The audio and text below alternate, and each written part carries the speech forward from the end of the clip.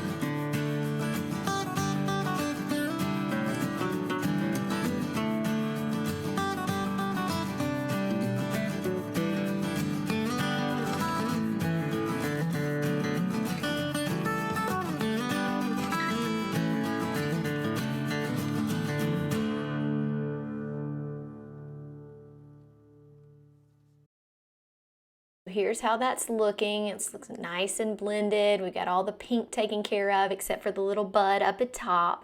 And next we're going to look at adding color in the green areas. So we'll do that. Then after we've finished coloring our flower, we're going to talk about making a background of watercolor with our Distress Oxides. So that's going to be our third tip. So make sure to stay tuned.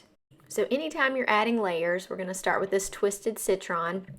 One thing with the Distress Oxides is you want to make sure they dry in between your layers if you want to get more definition. So if you want the colors to blend right together and not and blend easier, then you can apply layers while it's wet. But if you want to get darker layers and you want to get more dimension, you need to let those layers dry between coloring. I'm not always super patient with letting them dry, but you can also hit them with a heat gun. So none of this is embossed, which you could easily emboss your Distress Oxide outline there, and that would help just kind of get the paint to stay, embossing almost makes like a little border, and so it would help you do each of your sections easier. I just wanted to try this with just doing my straight Distress Oxides and going with it. So you can see that even though I've stamped in Distress Oxides, it's not fading the outline of the stamp. It may put a little bit of that gray into my color, but it's not fading. You can still see an outline. So if you want to not be able to see that outline at all, then I would only stamp once with pumice stone, or I would stamp with something lighter like antique linen. Any of those would work as well for this flower. So once I've got my Distress Oxide of Twisted Citron on here, I'm gonna let this dry, and then we're gonna add some more layers. So I let my green dry, and now we're gonna add a darker green, Mowed Lawn, and I'm gonna just swipe the ink pad on this piece of silicone as well. This is a media matte. You can do this on acetate, on anything that you can swipe your ink pad on. If you've got one of the glass media mats, that's nice to do this on. So we're gonna add this. This looks a lot darker than our current color, but that's okay, because we're gonna make it work. We're gonna blend them together. We're going to make this look really awesome. So I'm gonna stick with that the middles of my flower are a little bit darker than the outside edges. I don't know, it just tends to be my go-to when I'm shading any type of leaf. So, you know, you can do it however you want to. You could do it exact opposite, whatever floats your boat. So we're gonna add this to all of the green areas, and then we will go back with our water and make sure it's blending well. So we can do that with this same watercolor pen, or I can go in with my finer one and make some more details that look like veining. Now, one of my favorite ways to do this is to use colored pencils to go in and just add extra veining to the flowers. So I grabbed some colors I thought would work from my Polychromos set, and I will list those colors for you in the description. And just so you know, everything that I use will be linked in the description, so you don't have to remember all these colors. If you are going shopping today, make sure you click through those links in the description. Those do provide me with a small amount of commission, which really helps me run this channel. Running a YouTube channel is not free, and I appreciate any support that you can give me. It makes me so happy when somebody clicks through those links, so thank you so much for doing that. So with this one, I'm starting with my pencil, and I'm just going along where I feel like the natural veining and shading on this flower should be. So I'm adding in, you can see this is a complementary color. It looks really good with it, and it really pays to add these little extra details. So I am following the curve of my flower when I'm adding pencil details, just to make sure it looks realistic and it doesn't look like the veining's going then a different way than this natural flow of the paint that I've already done. So I'm going to go through and add these, and I'm going to speed this up with some music so that you can see how much this transforms this flower.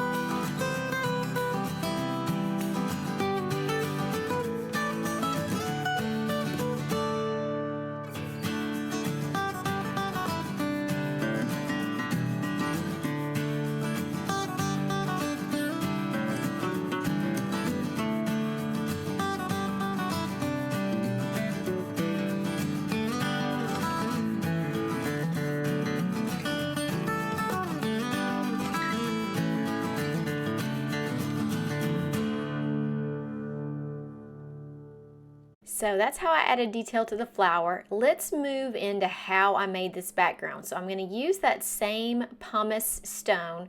I'm going to add water to it, and we're going to use this color on our background because it's really nice to color coordinate like this. So I'm kind of getting an idea of where this background is and where I need to color. I end up coloring most of it just to be safe. We're going to make this a faux looking almost like a wood panel.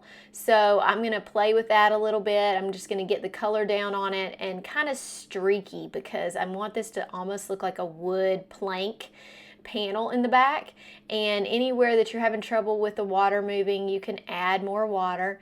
And then I'm going to show you how I made this look like wood and just what I added to it. I just kind of made a kind of a grungy look to this card. I was definitely inspired by Aram Tasmin, which is, she is an Altenew educator who does some really amazing watercolor. So when I watercolor a big panel like this, it wants to fold up on me. So I am going to dry this panel, and I also want to dry it because I want to add extra layers. We're going to use only one color, and that's going to really make this background pop. So I'm taking my flower that I've already painted, and I'm using a little bit of this gray to color in so that it's not just bright white on the flower area and then you've got this grayer background. So I'm going to go in between my flowers and try to add a little depth and dimension and put this gray color in this picture as well while that panel dries. So now my panel's dry. I'm taking a really fine brush and I'm gonna make this very streaky and almost make some knotting where I think wood would be, because wood is not just stripes, it's got these little circular type patterns in it too. So I'm just gonna play with adding this, and guys, I do not consider myself some kind of watercolor artist. I just am playing around with this. This is something that I saw Aram do in a class, and I'm just seeing if I can make it look right. So just adding some quick little lines and some definition by putting these circular type, almost like knots on wood in there. And then I'm using the teeny brush because it's giving me more of that gray color.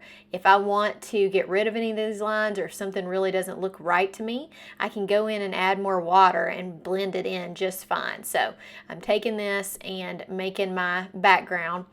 It's still going to be light when it dries, but you'll see the effect that's there. So once I finish this, I am going to add some different splatter to this panel because I really love adding some dimension with splatter as well. So, and you know, wood is not perfectly straight with nothing else in it, so it's just kind of nice to add those extra little details. It's almost like adding embellishments. It just helps your project look better. So I'm going to add just a little bit more color to this, so getting myself a larger brush just to kind of blend those lines in a little bit. If you like the look of the lines and you want to be able to see them very clearly, then don't do this second step. I just wanted to add a little extra color to make sure that this panel shows up behind my card. And I just do this with probably like a medium-sized watercolor brush, just adding and making sure everything blends well. Then I'm going to dry this panel again, and we're going to add the splatter. So I was trying to decide what I was going to use. I wanted black and white spatter, and so I found this Altenew basic watercolor set that has a jet black as an option. So I'm going to use that, even though it's not, you know, it's going to have some grayness to the black as well, especially depending on how much water you put on it. So I'm going to try to make it as black as I possibly can, and we'll get that splattered on. Do you have a fine splatter brush? This brush that I'm using here is my usual splatter brush, but I am looking for a fine one. Somebody needs to tell me what their favorite fine way to do extra fine splatter is. I'd love to hear that in the comments. Okay, so I'm going to remove this. I'm just kind of looking at where I need splatter. You can use some masking and cover up your flower if you already wanted to put it on there.